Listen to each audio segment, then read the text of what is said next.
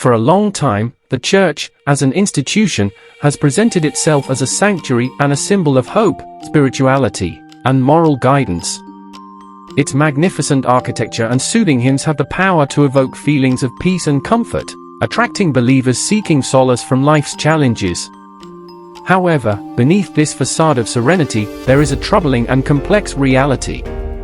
In the annals of history, the painful legacy of slavery leaves an enduring stain on humanity's past.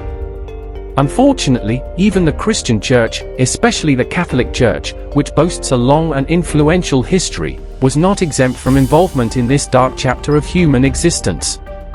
The tragic narrative of slavery and its connections to religion reveal a profound contradiction between the Church's teachings of love and compassion and its historical support for human bondage.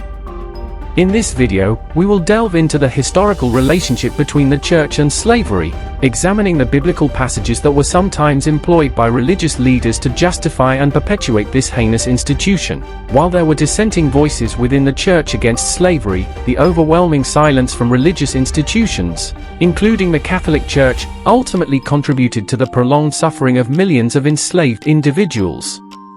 Before we delve further into this video, we kindly ask you to like and subscribe to our channel to stay informed about our enlightening discussions on Black history. The transatlantic slave trade stands as one of the most traumatic events in human history, leaving an indelible mark on the African continent and its people. This extensive and brutal commerce of human lives persisted for over 4 centuries, profoundly shaping global history. The origins of the transatlantic slave trade can be traced back to the early 15th century. While the capturing and enslavement of individuals existed in various forms throughout history, the beginning of the slave trade marked an exceptionally brutal chapter. The primary driving forces behind this trade were economic interests and the growing demand for cheap labor in the New World colonies, particularly in the Caribbean and the Americas, where European powers were establishing vast plantation economies. European powers, including Spain, Portugal, England, France, and the Netherlands, saw enslaved Africans as a readily available labor force for plantations and mines, where valuable resources such as sugar, tobacco, cotton, and other commodities were extracted. Over the course of approximately 4 centuries, an estimated 12 to 15 million Africans were forcibly transported across the Atlantic Ocean. This perilous journey, known as the Middle Passage, was characterized by unimaginable suffering and a devastating loss of life, as enslaved Africans endured cramped, unsanitary conditions on overcrowded ships. Upon arrival in the Americas, slaves were subjected to unspeakable cruelty and violence. Families were torn apart, and individuals were treated as property rather than human beings, subjected to back-breaking labor and inhumane treatment. Countless lives were lost during the transportation process and due to the harsh conditions of slavery, resulting in an immeasurable loss of human potential and dignity. Undeniably, the slave trade was marked by its cruelty, and the generations that suffered under this inhumane institution received little assistance, even from the Church. Both the Church and the state were directly and indirectly involved in the transatlantic slave trade. They enacted laws to support each other, with the state relying on Judeo-Christian scriptures and ecclesial pronouncements as justification for the trade. Some cited biblical passages like Leviticus 25 verses 40 to 60, which allowed the Israelites to buy and keep slaves, as well as the fact that the apostles never called for the emancipation of slaves, to rationalize the trade. They perceived the trade as something divinely prescribed in sacred scriptures. The Catholic Church played a role in promoting the slave trade and provided directives to countries to create and utilize slaves. In 1452, Pope Nicholas V issued the bull, Dum Diversas, which authorized the Portuguese to conquer Saracens and pagans and consign them to perpetual slavery. Pope Calixtus III reaffirmed the bull in 1456, and it was renewed by Pope Sixtus IV in 1481 and Pope Leo X in 1514, along with Purcell's De Noxionis. The concept of assigning exclusive spheres of influence to certain nation-states was extended to the Americas in 1493 by Pope Alexander VI within Turkey Terror. In the early stages of the slave trade, some religious leaders believed that it was necessary for the state's existence. Certain missionaries, monks, and nuns even engaged in the trade. Slave raiders would have chaplains with them in the castles, witnessing the atrocities inflicted upon the slaves before they were taken to the Americas. Throughout history, passages from the Bible concerning the use and regulation of slavery have been employed as justifications for both keeping slaves and guiding how it should be done. Consequently, when the idea of abolition was proposed, some Christians vehemently opposed it, citing the Bible's acceptance of slavery as proof that it was a normal condition. George Whitefield, a prominent figure in American evangelicalism, campaigned in Georgia for the legalization of slavery, joining the ranks of the very slave owners he had previously denounced. Whitefield, an Anglican cleric and evangelist, was instrumental in sparking the Great Awakening and reached millions with his sermons. It is surprising that someone who professed to preach the gospel truth and love God, like Whitefield, would support the enslavement of people solely based on the color of their skin. Whitefield was a plantation owner and slaveholder, using slave labor to fund his orphanages. Whitefield, along with James Habersham, played a role in reintroducing slavery to Georgia. Slavery had been outlawed in Georgia in 1735, but in 1747, Whitefield attributed the financial struggles of his Bethesda orphanage to Georgia's ban on black people. He argued that Georgia's constitution was flawed and that the colony couldn't thrive without slaves. Black slaves were eventually permitted to live in Georgia in 1751, largely due to Whitefield's efforts. Upon Whitefield's death, Selina Hastings, Countess of Huntingdon, inherited his slaves and kept them in bondage. Hastings, an English religious leader, played a significant role in the Methodist movement in England and Wales, despite her ownership of slaves.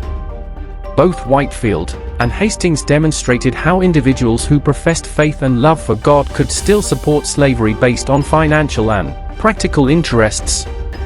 In Europe and the United States, some Christians went as far as arguing that slavery was justified by the Bible's words and doctrines. Jefferson Davis, the President of the Confederate States of America, asserted that slavery was established by the decree of Almighty God and sanctioned in the Bible from Genesis to Revelation.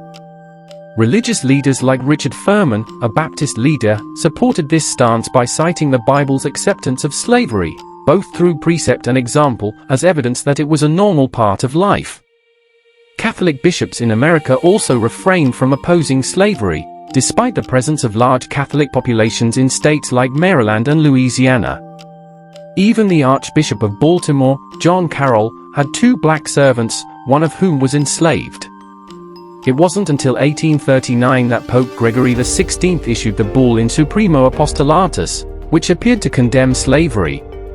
However, Bishop John England of Charleston refuted this interpretation, claiming that the Pope only condemned the slave trade, not the ownership of slaves. No pope had ever condemned domestic slavery as it existed in the United States. There are several reasons why the Church supported racism and slavery. One significant factor was the economic impact of slavery, as it was deeply intertwined with the economies of many colonial societies. Plantation owners, merchants, and the Church often benefited economically from this system through donations, grants, and slave labor. Another reason was the belief among religious leaders that slavery was endorsed and supported by the Bible. Some theologians and religious leaders selectively interpreted biblical passages to justify slavery. They cited verses that appeared to condone slavery or saw Africans as descendants of Ham, cursed by Noah, as theological validation for their subjugation. Fear of disrupting societal stability was also a significant factor. The Church was cautious about challenging the status quo, as many religious leaders feared backlash or unrest if they openly opposed the prevailing system. The Church's failure to denounce slavery forcefully or unequivocally remains a dark chapter in its history. By not taking a strong stance against this grave injustice, the Church missed an opportunity to lead and promote a movement for social justice and equality. It wasn't until after centuries of cruelty and suffering that some Christians and the Church began to seriously consider the abolition of slavery. This change was driven by both philosophical and religious reasons, with many Christians at the forefront of the abolitionist movements in Europe and the United States. Prominent figures such as William Wilberforce, Charles Spurgeon, John Wesley, and many others denounced slavery and worked towards its abolition. Quakers, part of the Society of Friends, were early leaders in the abolitionist movement. These Christians believed in the equality of all people and saw the abolition of slavery as a practical application of their faith. Ultimately, the abolitionist movement within the church and society as a whole played a crucial role in bringing an end to the brutal institution of slavery. In 1688, Dutch Quakers from Germantown, Pennsylvania, sent a petition against slavery to the Quaker Monthly Meeting. By 1727, British Quakers officially disapproved of the slave trade. 3 Quaker abolitionists, namely Benjamin Lay, John Woolman, and Anthony Bernays, dedicated their lives to this cause from the 1730s to the 1760s. Lay even established the Negro School in 1770, educating over 250 pupils. In June 1783, a petition signed by over 300 Quakers from the London Yearly Meeting was presented to the British Parliament, protesting the slave trade. In 1787, the Society for Effecting the Abolition of the Slave Trade was formed, with 9 of its 12 founding members being Quakers. William Wilberforce, a member of the UK Parliament, was persuaded to champion the cause. He introduced a bill to abolish the slave trade, succeeding in 1807 after several attempts, with the Slave Trade Act of 1807. The Royal Navy declared slave trading equivalent to piracy, liberating slaves on board and effectively crippling the transatlantic trade. Abolitionist efforts influenced popular opinion against slavery, leading to the outlawing of slavery throughout the British Empire in 1833. However, in the United States, the abolition movement faced significant opposition. In 1835, the American Anti-Slavery Society, AASS, founded by Theodore S. Wright, initiated a postal campaign, sending materials to prominent figures across the country and leading to massive demonstrations. To hinder these mailings, New York Postmaster Samuel L. Gouverneur unsuccessfully asked the AASS to stop sending materials to the South. He eventually decided to prevent the mailing of abolition pamphlets to the South himself. This prompted the AASS to resort to clandestine means of dissemination. Despite fierce opposition, some Methodist, Baptist, and Presbyterian members freed their slaves and supported black congregations. A significant revival in 1801 at Cane Ridge, Kentucky, led American Methodists to make anti-slavery sentiments a condition of church membership. Abolitionist writings, such as those by George Bourne and George B. Cheever, used the Bible, logic, and reason to argue against slavery. Initially, Protestant missionaries during the Great Awakening opposed slavery in the South. However, by the early 19th century, many Baptist and Methodist preachers in the South accommodated it to spread their faith. These differences in views caused schisms within denominations, leading to regional associations by the time of the Civil War. In 1850, in the canonization bull of Peter Claver, Pope Pius IX labeled slave traders as the supreme villainy. In 1888, Pope Leo XIII condemned slavery. The Church's historical role in supporting and justifying slavery and the slave trade has been a source of deep moral reflection and regret. As society has evolved and our understanding of human rights and justice has advanced, the Church has embarked on a path of redemption, seeking to rectify past wrongs and contribute positively to the healing of racial wounds. In 2014, religious leaders from various faiths, including Pope Francis, signed a declaration against modern slavery and human trafficking at the Vatican. The historical relationship between the Church and slavery is complex and deeply troubling, but it also serves as a lesson. As brave individuals within the Church challenged slavery on moral grounds, the Church underwent a transformation. Abolitionists were inspired by Jesus Christ's teachings and a renewed understanding of the Bible's message of love, compassion, and the inherent dignity of all humans.